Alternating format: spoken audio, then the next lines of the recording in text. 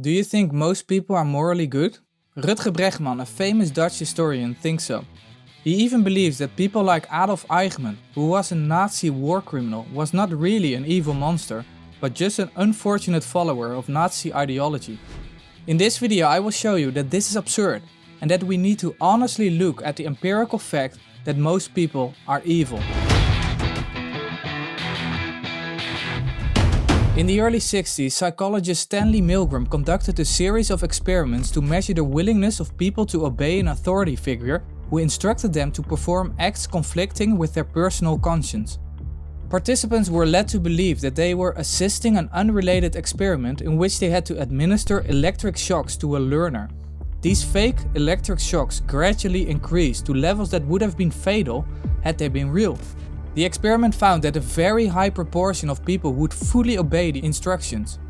Bregman tried to show that this experiment was invalid, but he later confessed that this experiment has been repeated many times and that we cannot avoid the obvious conclusion.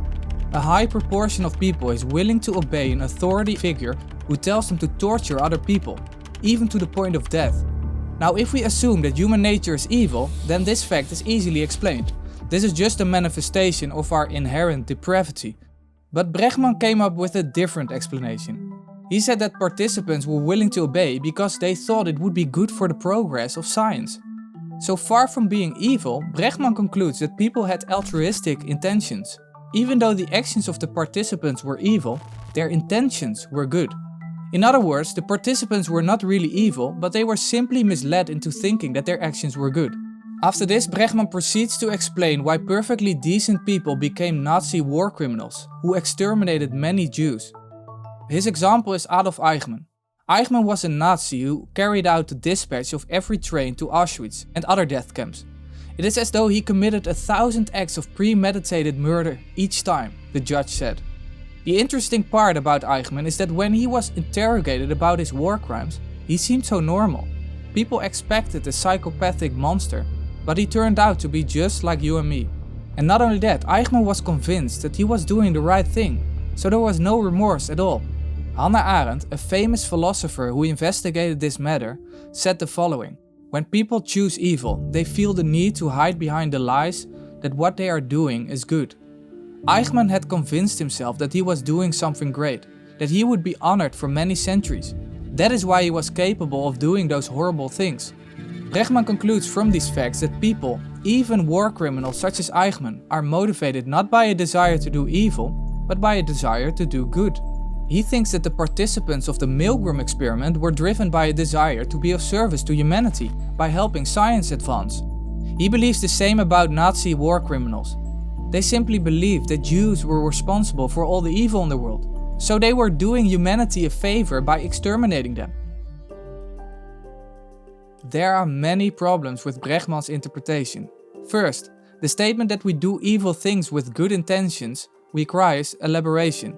What exactly happens psychologically?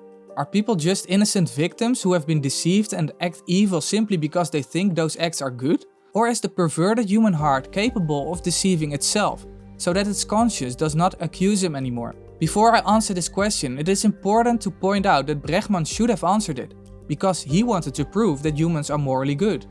He didn't do that, even though he bears the burden of proof. So he clearly failed in making his case that humans are not evil.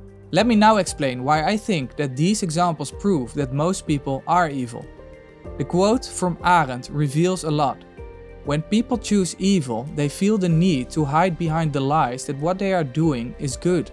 Clinical psychologist Jordan Peterson has a name for this behavior: willful blindness. Willful blindness is the refusal to know something that you could know. So you are willfully blind when you don't want to admit that the knocking sound means someone is at the door. People can be willfully blind about many things. Maybe the reason that you do so much for others is not because you are concerned about their well-being, but because you want people to like you. That makes you a self-centered people pleaser. Or maybe your main goal in discussions is not to discover the truth together, but to prove yourself right, to show that you are better or smarter. That makes you a prideful person. We prefer to suppress such inconvenient truths because they make us feel bad. It's easy to see why a Nazi war criminal such as Eichmann liked to think of himself as someone who did great things.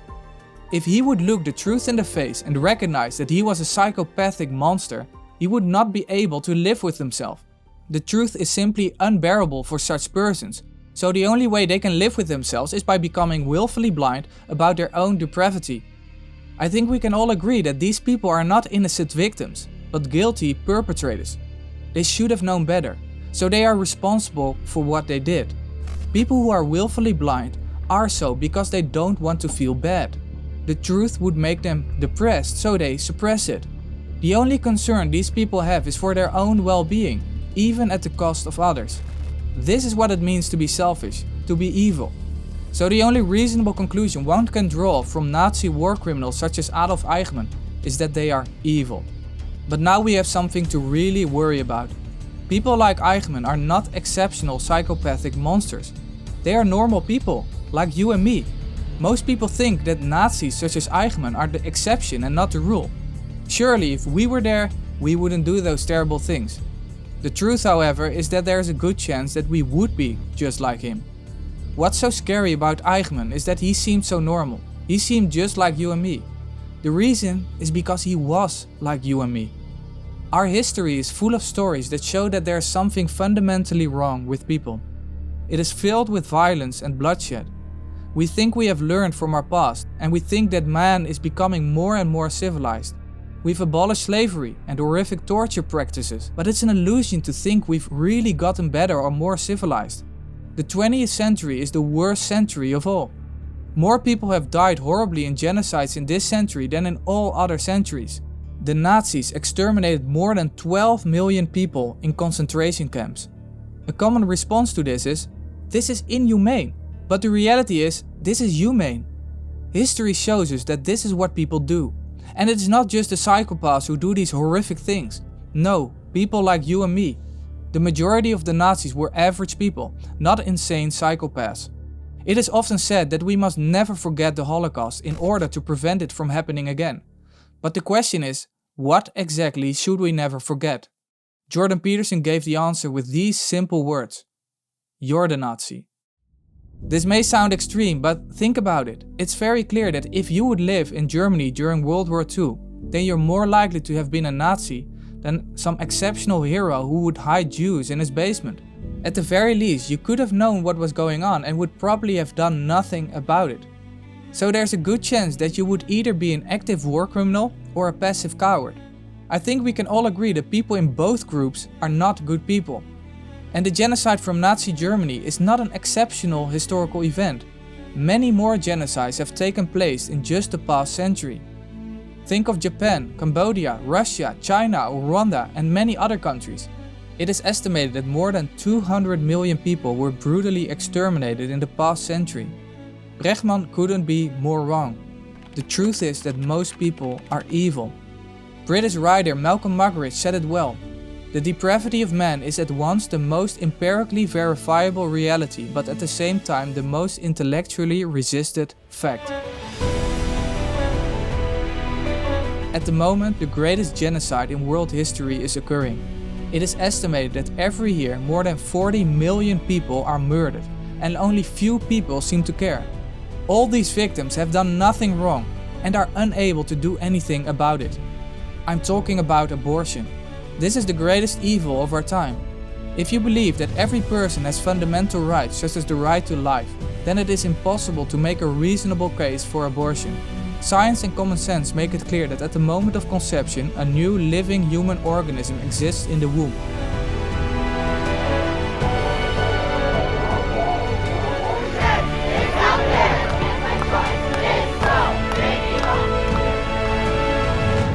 There's no way around it. Humans are evil. But our predicament is even greater than this. So far I've only shown that humans are evil from a secular perspective. We haven't even started to discuss our depravity from a Christian perspective. Our greatest sin is not the evil we've committed to each other, but the evil we have committed against the holy and righteous God. In the next episode we're going to see how great our predicament really is. So subscribe, hit the bell, and if you haven't done so yet, check out my previous episodes in this series. Thanks for sticking to the end. I will see you in the next one.